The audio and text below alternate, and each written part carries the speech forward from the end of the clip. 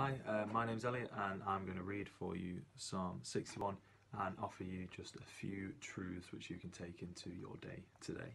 So Psalm 61. Hear my cry, O God, listen to my prayer. From the ends of the earth I call to you. I call as my heart grows faint. Lead me to the rock that is higher than I, for you have been my refuge, a strong tower against the foe. I long to dwell in your tent forever, and take refuge in the shelter of your wings. For you, God, have heard my vows. You have given me the heritage of those who fear your name. Increase the days of the king's life, his years for many generations.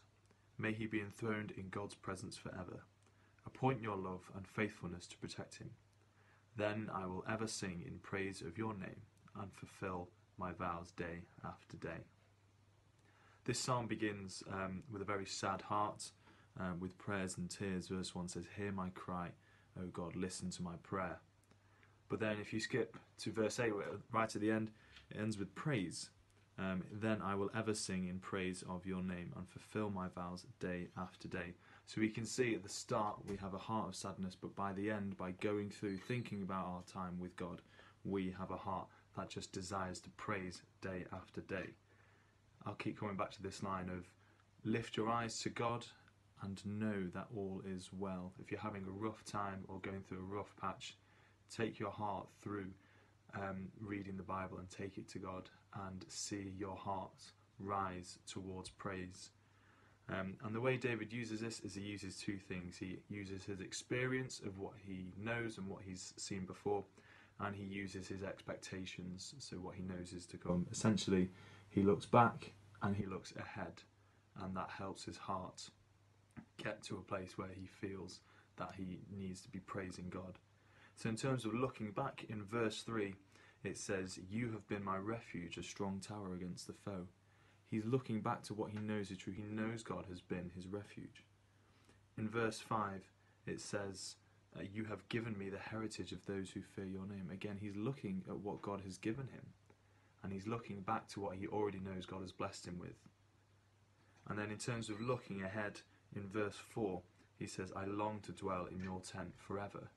So he's looking ahead to what he knows is true, what he's looking forward to, that he's got his eyes set on the future of wanting to live in God's tent forever.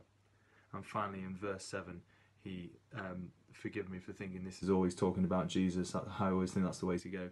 It says, may he be enthroned in God's presence forever. He's looking at the fact that Jesus is going to be king forever, for eternity. He's looking ahead and he knows that truth. And by looking behind and looking ahead, he has helped his mind understand some truths about God and understand that actually, yes, he's done all this, he's given me all this, and I want to be over there. I know what's coming and I want to be there, and I know that God is in charge forever. And actually now he's not got a sad heart. He's got, in verse 8, then I will ever sing in praise of your name and fulfill my vows day after day. Day after day, he now wants to praise God.